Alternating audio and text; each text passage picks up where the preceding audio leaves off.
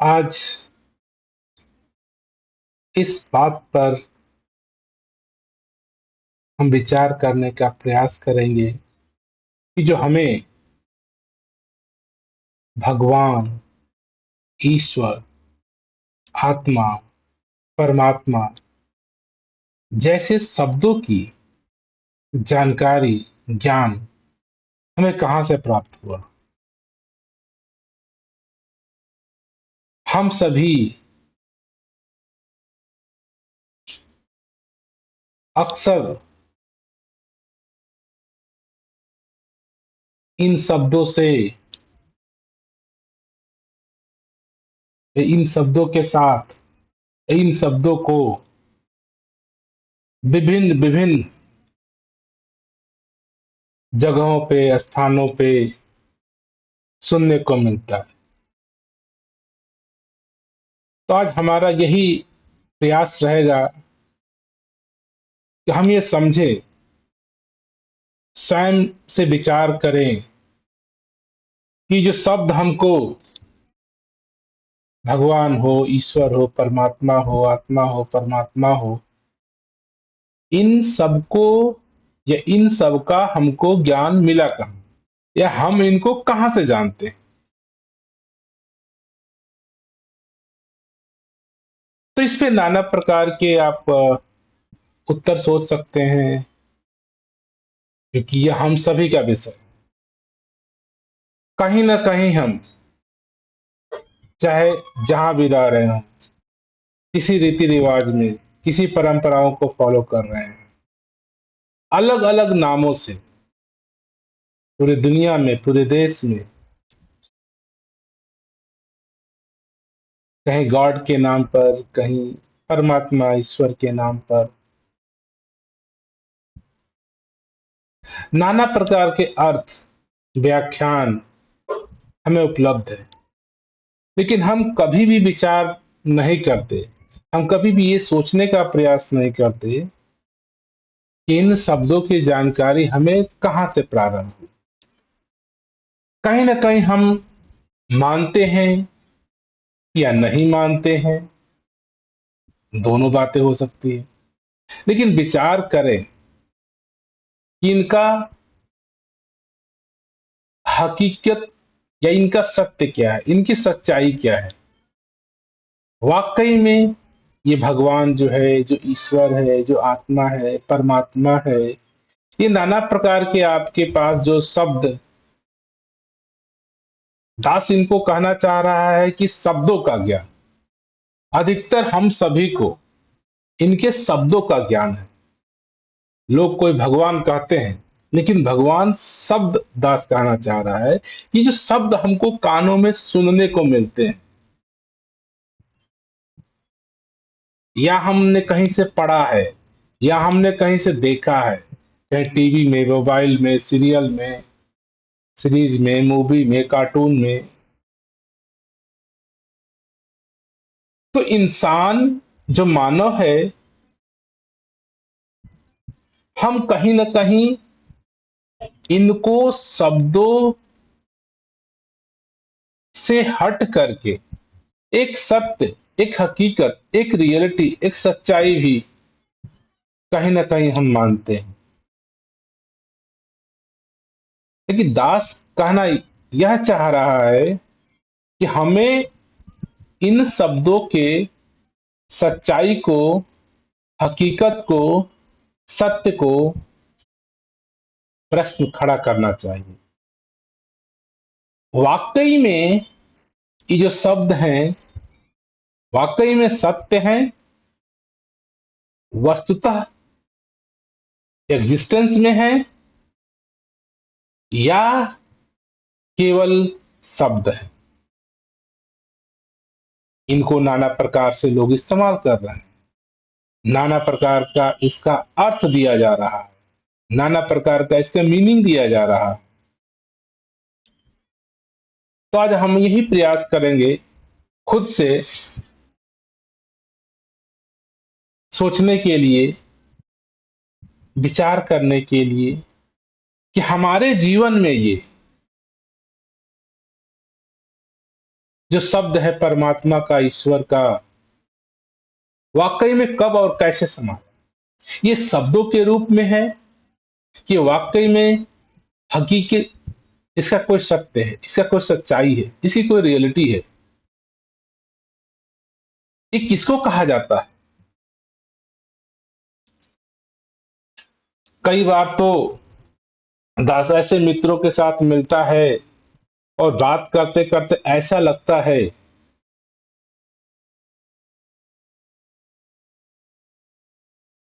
उनके मनों में ऐसी दृढ़ता से ये बातें बैठी हैं कि उनको लगता ही नहीं कि ये शब्द हैं, सत्य हैं, हकीकत हैं, कि सुनी सुनाई बातें।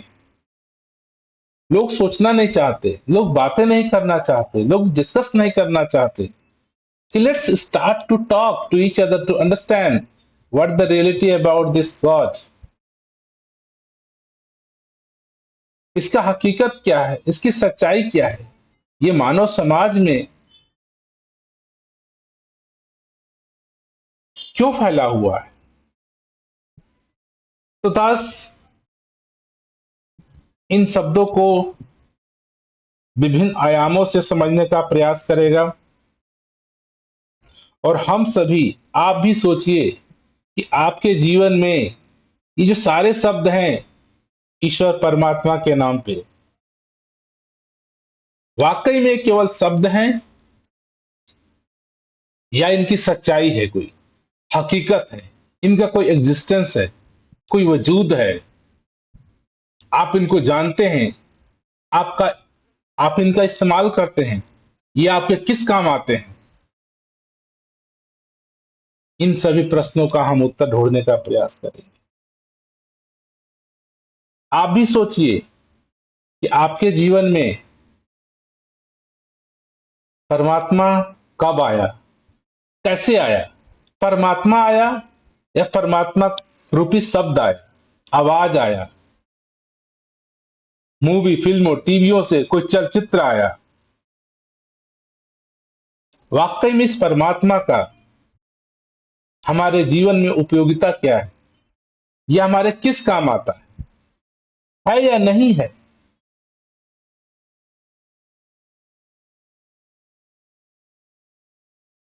तो दास इसीलिए इन शब्दों को जो हमारे कानों तक आज पहुंच चुके हैं, परमात्मा के नाम पर, ईश्वर के नाम पे, आत्मा के नाम पे, भगवान के नाम पे, ये कैसे आए? आज हम इनका अर्थ क्या बना बैठे हैं? इसका अर्थ क्या है, इसका हकीकत क्या है, इसकी सच्चाई क्या है? आप भी सोचिए, आप भी विचार करिए, खुद से बातें करिए, दोस्तों से बातें करिए, मित्रों से बातें करिए, पूछिए कि आपके जीवन में ये जो भगवान नाम का शब्द है, ईश्वर नाम का शब्द है, आत्मा नाम का, परमात्मा नाम का शब्द है, ये शब्द है कि रियलिटी है?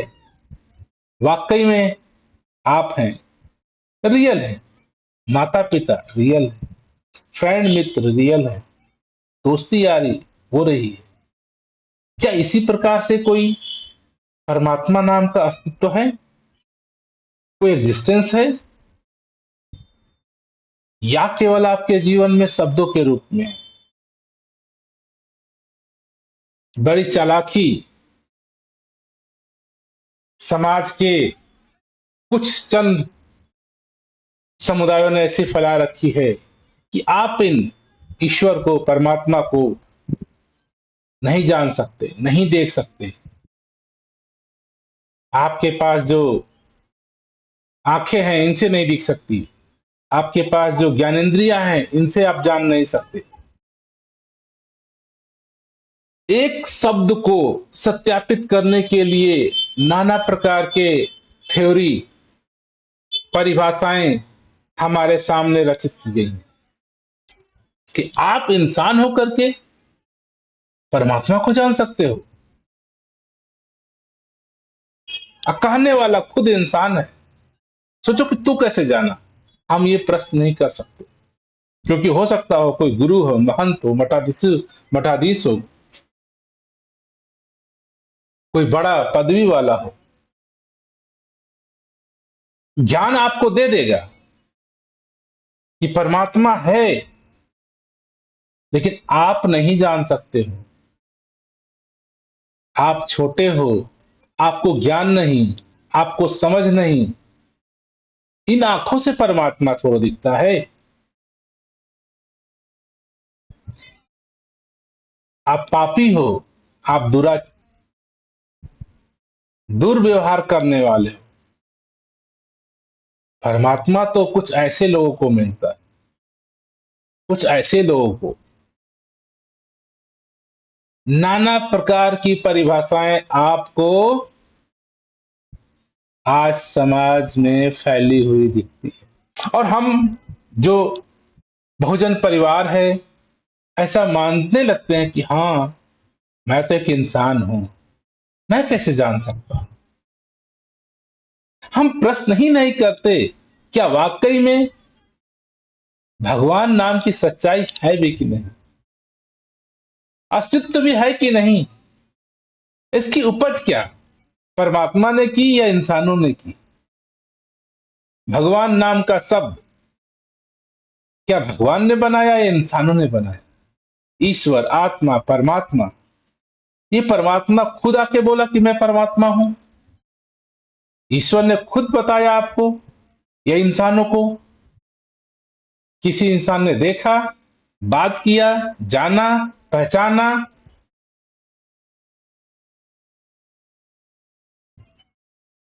हकीकत यह है, इन शब्दों की सच्चाई, हकीकत इंसान नहीं जानना चाहता। अरे सत्य है, अस्तित्व है, तो आपके सामने होता, जाना जाता, देखा जाता, महसूस किया जाता, इस्तेमाल किया जाता, उपयोग किया जाता। केवल शब्द को हकीकत कैसे कह सकते हैं, सत्य कैसे कह सकते हैं। चलिए हम विचार करते हैं कि जो मानव समाज है, ये किस परिस्थिति में होकर के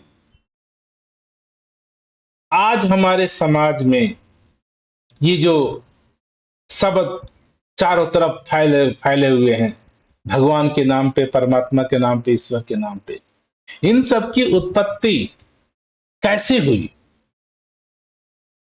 कैसे हम मानव परिवार ने की। बड़ी विडंबना है। हम कहते हैं संसार को भगवान ने बनाया, इंसान को भगवान ने बनाया, धरती को भगवान ने बनाया, परमात्मा ने, ईश्वर।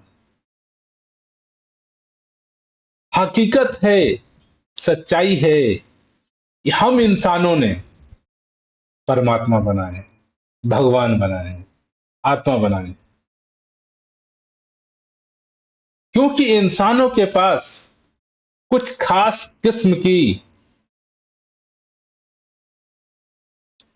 लक्षण है, गुण है। दास उसे बात करेगा कि कैसे हमारे मानव मस्तिष्क की देन है, किसी अवस्था बस, परिस्थिति बस, सिचुएशन बस, अज्ञानता बस, इंसानों ने ऐसे शब्दों को रचा है, इंसानों को, इंसानों ने ऐसे गलत फहमी में फंसा रखा। तो दास सबसे पहले बात करेगा मानव मस्तिष्क कि हमारा मानव मस्तिष्क की संरचना क्या है।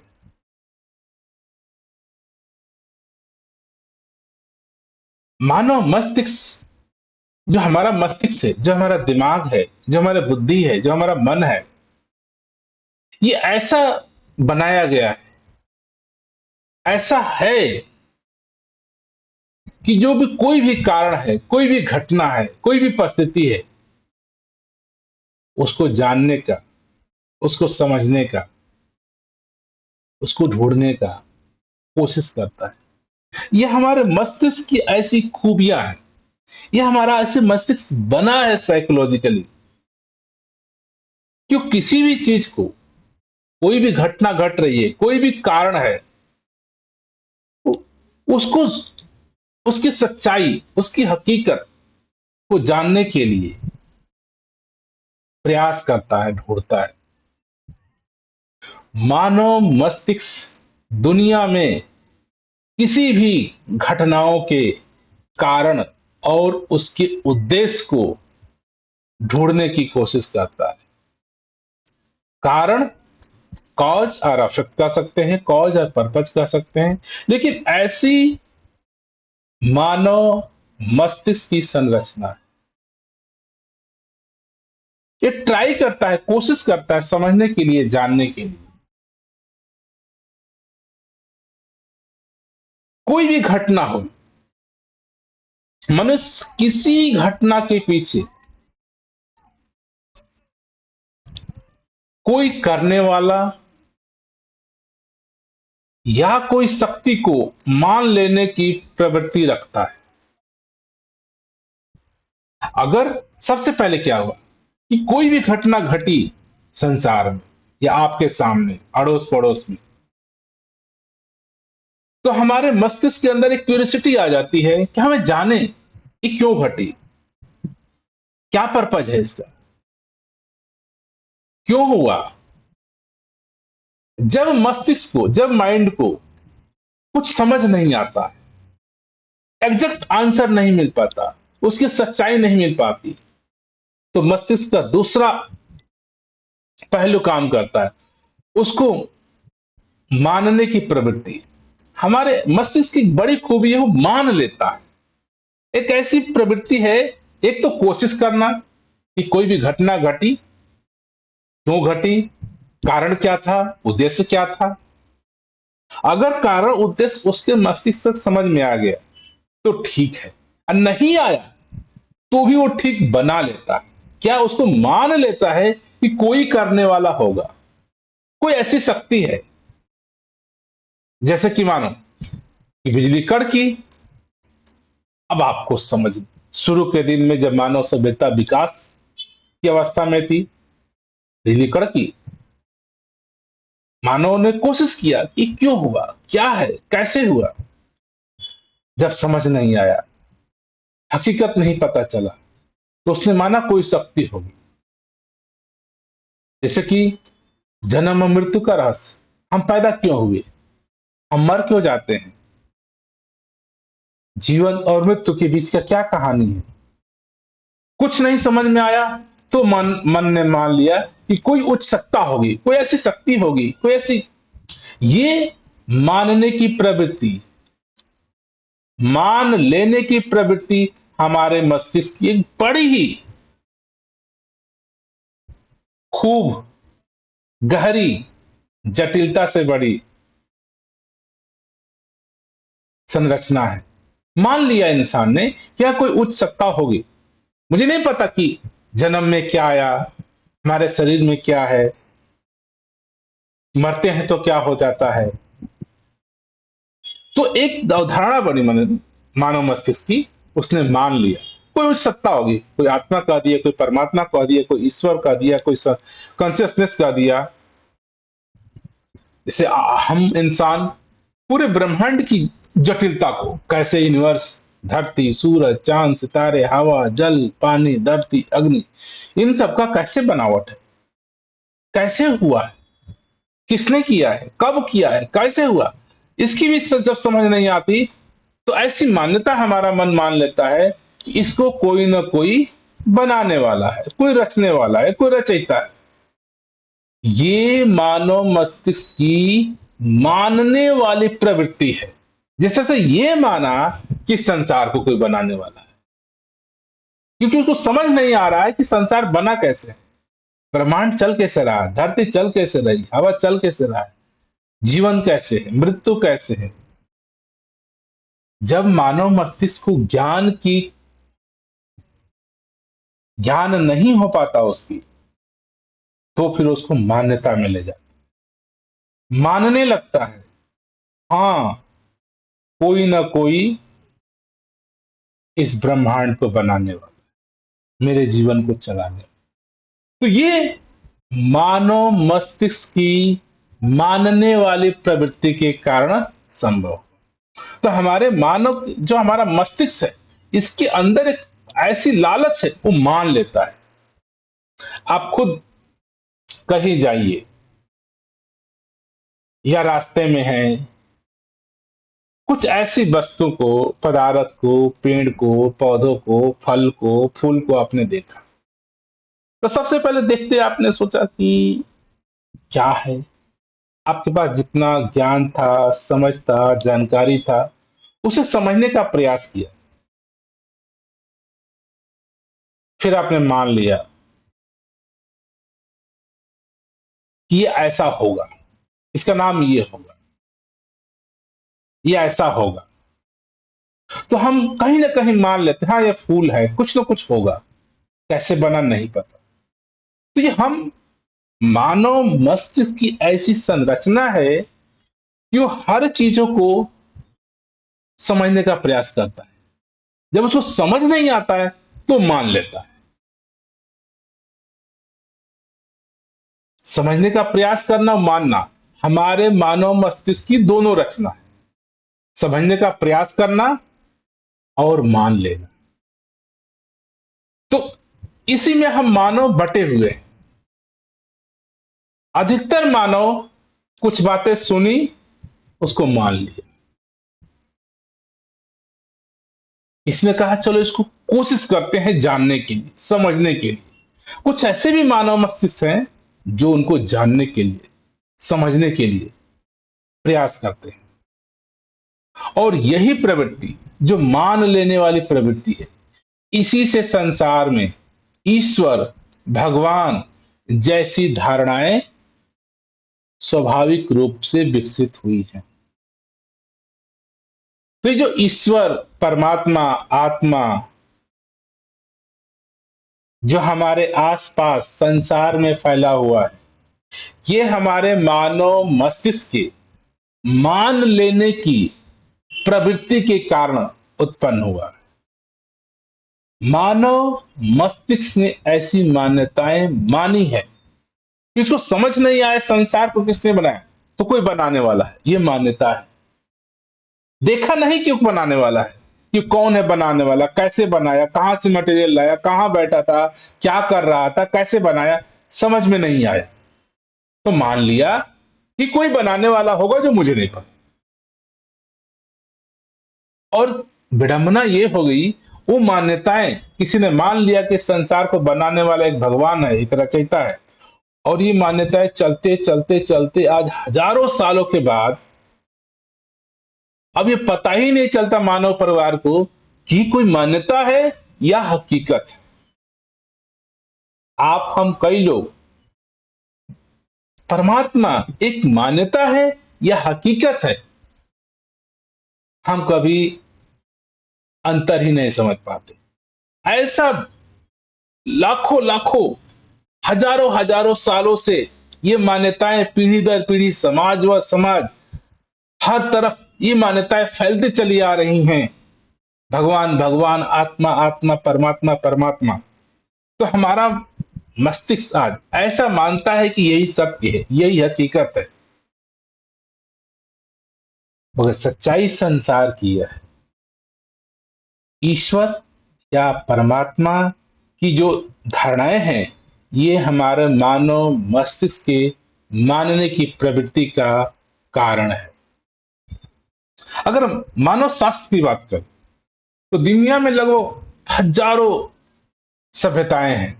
हर सभ्यता में कहीं ना कहीं ये जो मानने वाली प्रवृत्ति है, एक उच्च शक्ति को का विचार फैला हुआ।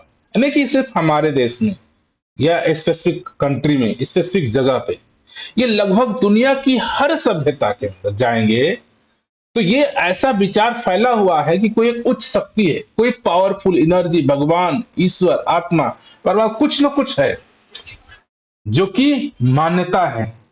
हमारे मानने की प्रवृत्ति थी, मानव समाज के मानव मस्तिष्क की मानने की प्रवृत्ति थी कि एक ऐसी उच्च शक्ति है। ये क्यों मान्यता हुई? क्योंकि हम समझ नहीं पाया, इंसान ने जान नहीं पाया, हकीकत नहीं जान पाया, सच्चाई नहीं जान पाया, तो उसने मान लिया कि एक उच्च शक्ति है। प्राचीन मानव प्रकृति को न समझ पाने के कारण, अभी मान्यताएं बनी कैसे? प्रकृति को न समझ पाने के कारण जो हमारा मस्तिष्क है, कोशिश तो किया ये प्रकृति की संरचनाओं को समझने के लिए, लेकिन अभी तक समझ नहीं पाया। तो उसने परिकल्पना की, उसने माना, उसने ऐसा विचार किया, कोई एक ऐसा अदृश्य शक्ति है। ऐसे विचार की परिकल्पना विकसित हुई। प्रकृति को न समझ पाने के कारण, क्योंकि मानव मस्तिष्क की ऐसी संरचना है, वो जानने का कोशिश तो करता है। हमारा मस्तिष्क ट्राई तो करता है कि चलो जानते हैं सत्य को, सच्चाई को, हकीकत को, लेकिन जब समझ नहीं पाया, जिसको समझ नहीं पाया, उसको एक अदृश्य शक्ति, आत्मा, परमात्मा, भगवान, ईश्वर के नाम से मान्यता प्रचलित कर दी, विचार समाज में फैला दिया। और समय के साथ धर्म, दर्शन विकसित हुए और इन शब्दों की संरचना बनी। धीरे धीरे सालों साल ये मानने वाली प्रवृत्ति विचारधारा के रूप में फैलने लगी। इसी के अदृश्य शक्ति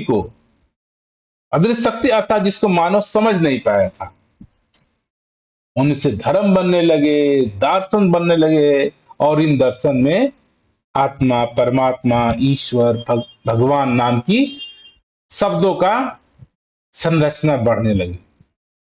इस तरह से कह सकते हैं जो हमारी प्रकृति थी, जिसको मानव समझ नहीं पाया था, जिसकी जानकारी नहीं हो पाई थी, उसका रहस्य क्या है, उसकी हकीकत क्या है, उसकी सच्चाई क्या है, तो श्रद्धा बस, डर बस, भय बस मानव समाज, मानव मस्तिष्क ने एक विचार पैदा किया अदृश्य शक्ति का, आत्मा का, परमात्मा का, ईश्वर का। और यही विचार आज शब्दों के रूप में हमारे पास उपलब्ध है, चाहे भगवान कहिए, ईश्वर कहिए, आत्मा कहिए, परमात्मा कहिए। तो आत्मा, परमात्मा, ईश्वर, भगवान, ये शब्द हैं, उस विचारों से आए हैं जिस विचारों को मानव ने प्रकृति को समझने का प्रयास किया, प्रकृति के रहस्य को जानने का प्रयास किया, लेकिन वो नहीं जान पाया। तो श्रद्धा बस, डर बस, भय बस उसने विचार पैदा किया कि हो सकता है कि कोई अदृश्य शक्ति ने किया हो। कोई अदृश्य शक्ति, डर बस, भय बस, श्रद्धा बस। तो दास कहेगा जो प्रकृति का रहस्य है, इसको मानव मस्तिष्क न समझने के कारण, भय के कारण, श्रद्धा के कारण ऐसा विचार फैला दिया मानने वाली प्रवृत्ति के कारण, जिससे हमारे पास ये धर्म के नाम पे, दर्शन के नाम पे जो शब्द घूम रहे हैं, चाहे ईश्वर हो, आत्मा हो, परमात्मा हो, दास यही कहेगा कि ये शब्द हमारे मानव मस्तिष्क के प्रकृति को, के रहस्यों को न समझ पाने का कारण। अगर हम न्यूरोसाइंस की बात करें, तो न्यूरोसाइंस इसी घटना को, जब कोई घटना समझ में नहीं आती है, तो न्यूरोसाइंस हमारा क्या एक्सप्लेन करता है, जब कोई भी घटना इंसान को, हमारे मानव मस्तिष्क को समझ नहीं आती है, तब मस्तिष्क कुछ डिसीजन लेता है। वो कहता है इसके पीछे कोई कारण या शक्ति होगी। हमने प्रयास तो किया जानने के लिए, समझने के लिए, लेकिन किसी न किसी वजह से, संसाधन की कमी, नॉलेज की कमी, इंस्ट्रूमेंट की कमी, सिचुएशन की कमी, जिससे मैं नहीं जान पाया कि इस घटना का क्या सच्चाई है।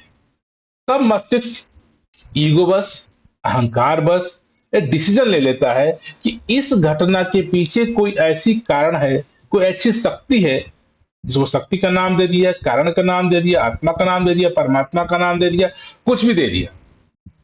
तो ये मस्तिष्क ने माना है। मस्तिष्क के अंदर मानने की प्रवृत्ति है, डिसीजन लेने की प्रवृत्ति है, कंक्लूजन देने की प्रवृत्ति है। इसी से जो हमारा मस्तिष्क है, तो ये हमारा मस्तिष्क का देन है। जिस मस्तिष्क ने ये डिसीजन नहीं ले पाया, समझ नहीं पाया प्रकृति के रहस्य को, तो उसी ने विचार पैदा किया कि कोई अदृश्य शक्ति है, कोई ईश्वर है, कोई परमात्मा है।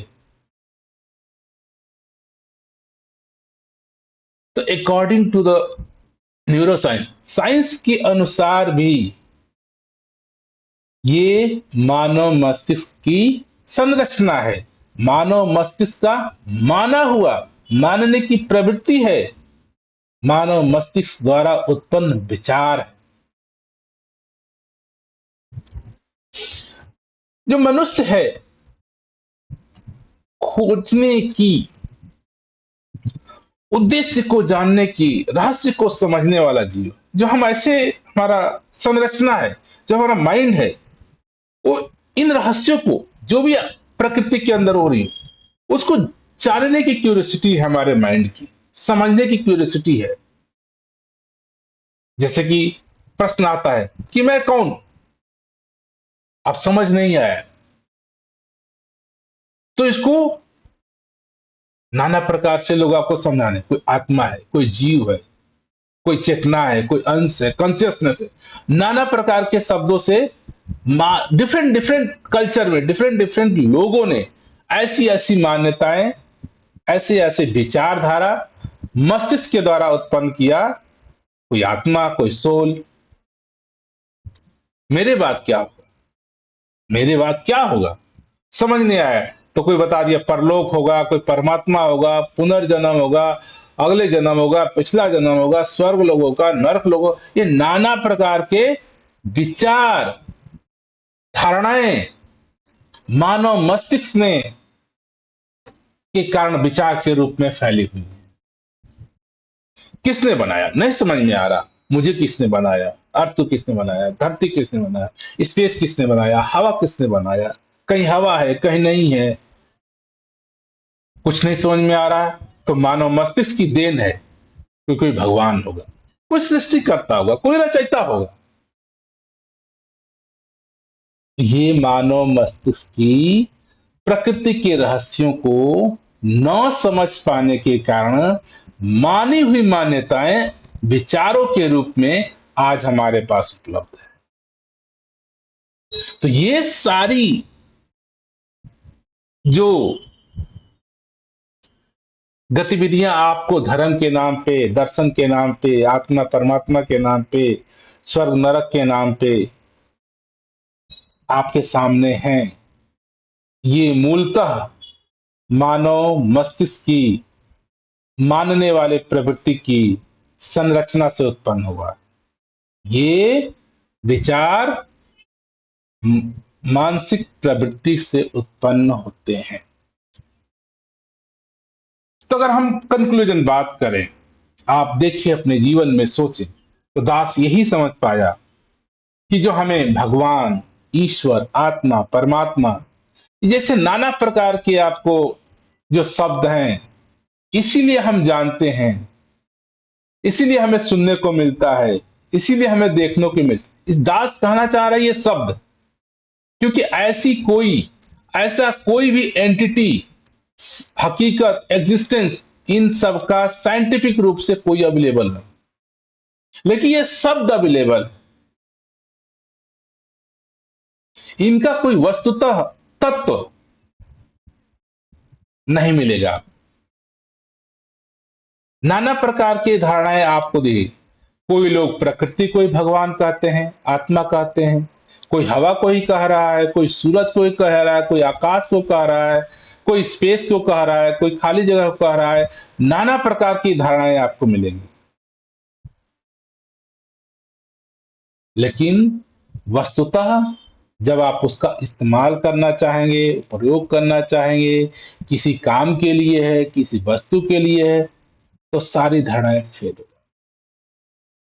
तो इसलिए दास कहना चाह रहे जो शब्द हैं भगवान के रूप में, ईश्वर के रूप में, आत्मा परमात्मा के रूप में, हम इसीलिए जानते हैं क्योंकि ये हमारे मानव मस्तिष्क प्रकृति रूप से अदृश्य शक्ति को मानने की कल्पना करता है। जब प्रकृति के रहस्य को इंसान का दिमाग, मानव मस्तिष्क समझ नहीं पाया, तो उसने विचार उत्पन्न किया कोई ऐसी अदृश्य शक्ति है। इसी अदृश्य शक्ति को, अदृश्य, इसको न देखा जाता है, न जाना जाता है, न सुना जाता है, न पहचाना जाता है, न देखा है, यही सारी अदृश्य शक्ति को लेकर के कोई शक्ति कहता है, कोई नथिंगनेस कहता है, कोई इम्पटीनेस न कहता है, कोई नाना प्रकार के नामों से जानता है। कोई कहता है ना ये अजर है, अमर है, सर्वव्यापी है, न आदि है, न अंत है। नाना प्रकार की आपको परिभाषाएं मानव मस्तिष्क द्वारा दी गई।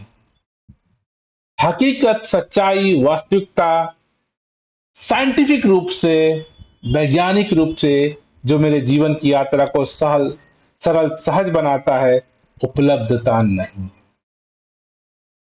और होता कि इन्हें हम समाज, परिवार, पुस्तकों, कहानियों से, आप कहीं ना कहीं हो सकता है ईश्वर, आत्मा, परमात्मा अपने समाज में, अपने घर से, अपने परिवार से, जनरली हम अपने परिवार से, सबसे पहले हमारा माता पिता, भाई बहन, रिश्तेदार, इनसे सुन लिया होगा मैंने, या जो रिश्तेदार मेरे उन्होंने सुना दिया होगा, या मेरे दोस्त यार मित्रों से मैंने सुन लिया होगा, या कोई पुस्तकों से, कोई कहानियों के माध्यम से। ये नाना प्रकार के सोर्सेज हैं जहां से आप इन शब्दों को सुने हैं या किताबों से पढ़ के जाने। हकीकत वास्तविकता नहीं है। पानी या वाटर आप पीते हैं, उनका वजूदगी है, उनका आप उपयोग करते हैं, उसके आपका जीवन है। लेकिन आत्मा है या नहीं है, इसका आप इस्तेमाल करो चाहे ना करो, फिर भी आपका जीवन है। क्योंकि ये शब्द हैं, आपने सिर्फ सुना है, हकीकत रूप में, वास्तविकता में इनका कोई उपयोग नहीं। शब्द को सुनो चाहे मत सुनो। पीढ़ियों तक भाषाओं और परंपराओं के माध्यम से ये शब्द हम तक पहुंचे होंगे। कई बार होता है ये शब्द मेरे परिवार को कैसे पता चला, माता पिता को कैसे पता चला, समाज को कैसे पता चला, सालों सालों सालों दर पीढ़ियों से जो हमारे मानव मस्तिष्क के हमारे पूर्वज ने कुछ मान्यताएं गठित की, कुछ उन्होंने विचार उत्पन्न किया, कोई अलौकिक शक्ति का, अदृश्य शक्ति का, पावर का, परमात्मा का, आत्मा का, वो सालों दर पीढ़ियों दर ढोते ढोते ढोते कहानियों से, परंपराओं से, रीति रिवाज से इनसे चली आ रही।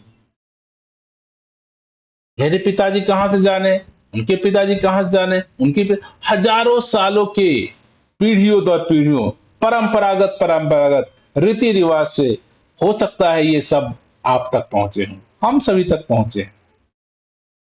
जो ईश्वर या भगवान की जो अवधारणा है, मानव संस्कृति और सामूहिक सोच का उत्पाद भी है। अर्थात ये जो परमात्मा, ईश्वर हम कह रहे हैं, ये जो हमारा संस्कृति है, समाज है, सभ्यता है, जो ग्रुप में हम रहते हैं, समूह में रहते हैं, ये सामूहिक एक अवधारणाएं हैं कि हाँ, हमको भी कोई शक्ति है, कोई परमात्मा है, कोई ईश्वर है। सिर्फ ये मान्यताएं, सिर्फ ये अवधारणाएं हैं मानव की कि ऐसा कुछ है। सिर्फ ये मानव सांस्कृतिक और समुदायों का, सामूहिक लोगों की ऐसी मान्यताएं हैं जिससे हमें लगता है कि हमें इनको मानना चाहिए, जानना चाहिए। दास यही कहेगा कि हम इन्हें जन्म के साथ नहीं जानते हैं, हम इनको सीखते हैं, सुन करके, पढ़ करके, टीवी, मोबाइल, पिक्चर में देख करके, पुस्तकों में चित्र देख करके इनसे हमने सीखा है।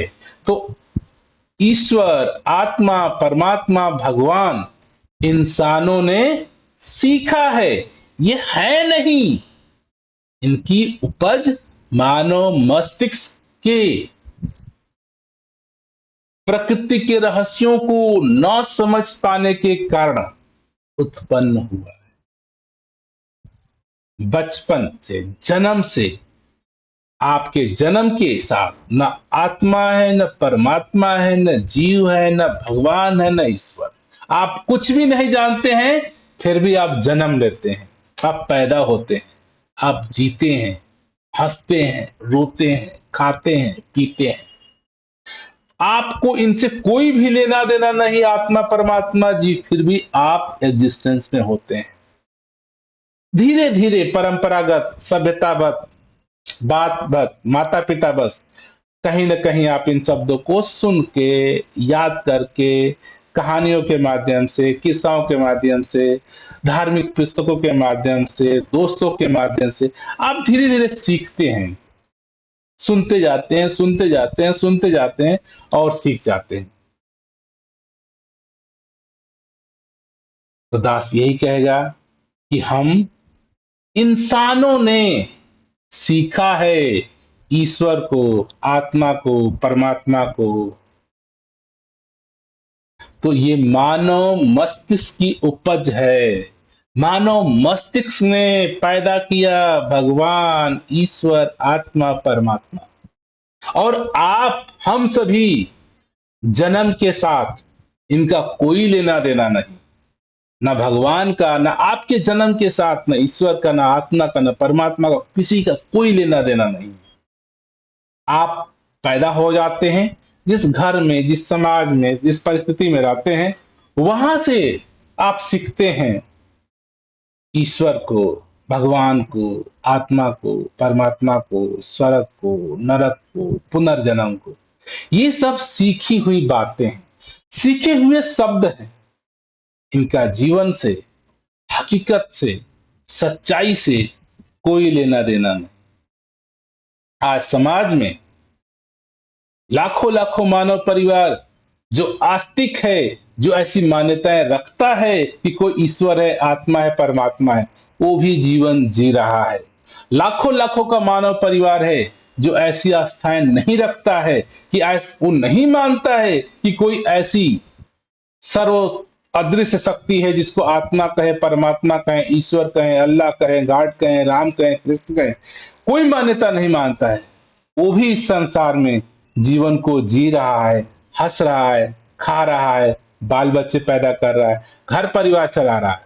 इससे क्या कंक्लूजन आता है कि धर्म, आत्मा, परमात्मा, पुनर्जन्म, ईश्वर मानव निर्मित है और ये ऑप्शनल है, जरूरी नहीं है आपके लिए। अगर वाकई में ये जरूरत होता तो सभी के लिए, इसके बिना मानव प्राणी जीवित नहीं रहता, कोई जीव जंतु जीवित नहीं रहता, जीवन संभव नहीं होता। अगर वाकई में ये होता, ये ऑप्शनल है। तुम्हारे पास समय है, फंसे रहो, अज्ञानता बस, नहीं जानते हो, मानते रहो। तुम जान लो ये है या नहीं है। तो हम सभी को ये प्रयास करना चाहिए, क्या वाकई में हमारे जीवन के लिए आत्मा, ईश्वर, परमात्मा, पुनर्जन्म क्या जरूरी है, या बिना इसके भी जीवन जिया जा सकता? बिना इसके भी जीवन जिया जा सकता, क्या इसके बिना नहीं जिया सकता? क्या आप आत्मा के बिना नहीं जीते हैं? क्या परमात्मा के बिना नहीं जीते हैं? क्या एक बच्चा पैदा होता है, ना आत्मा को जानता है, ना परमात्मा को जानता है, ना ईश्वर को जानता है, क्या वो जीवित नहीं रहता? क्या वो हंसता नहीं, खेलता नहीं, रोता नहीं? तो ये प्रमाण है हमारे समाज में लाखों लाखों का जीव जंतु है, सिर्फ एक मानव परिवार है जिसने पैदा किया ईश्वर को, परमात्मा को, अल्लाह को, गॉड को, राम को, रहीम को, गणेश को, शिव को, महेश को, देखिए, इस संसार में लाखों लाखों जीव जंतु जीवित प्राणी हैं, उसमें से एक मनुष्य है। मनुष्य ने सिर्फ पैदा किया परमात्मा को, भगवान को। लाखों जीव जंतु, कीड़े मकोड़े, जानवर जंगल में हैं, उन्होंने कभी भी आत्मा, परमात्मा, भगवान, ईश्वर को तो नहीं पैदा किया।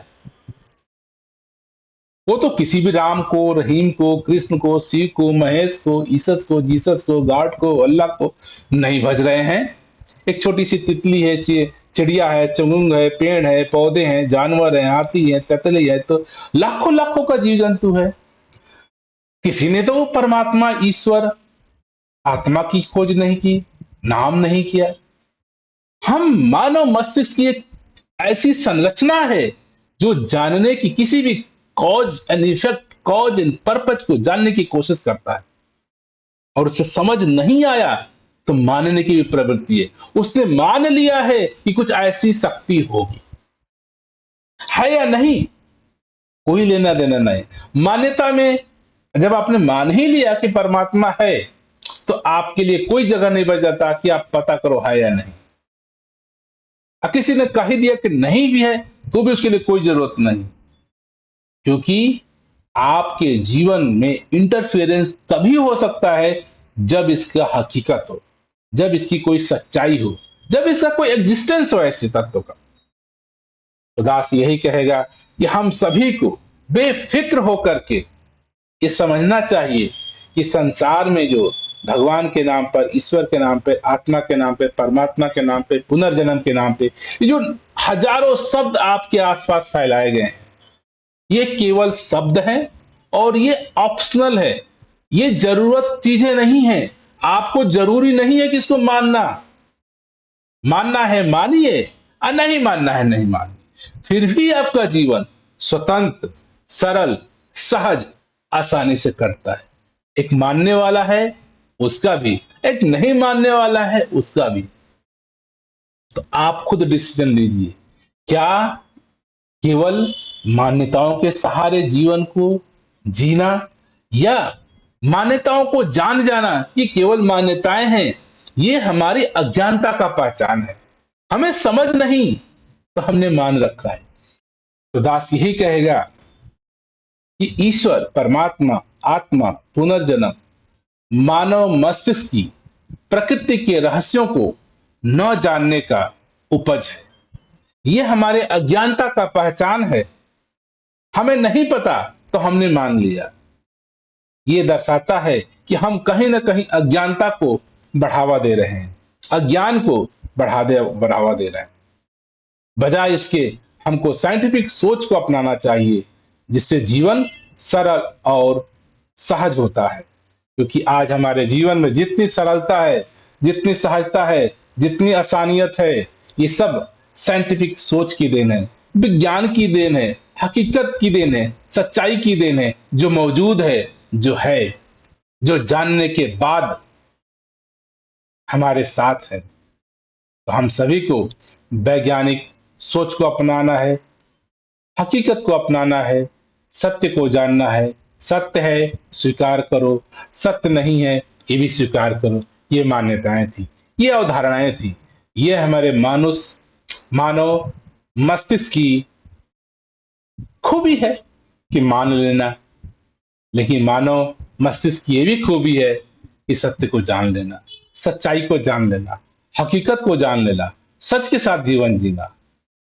सच के साथ, विज्ञान के साथ, सच्चाई के साथ, हकीकत के साथ जीवन जिए जाए, बजाय की मान्यताओं के, बजाय की धारणाओं के, बजाय की परंपराओं के, बजाय की रीति रिवाज की।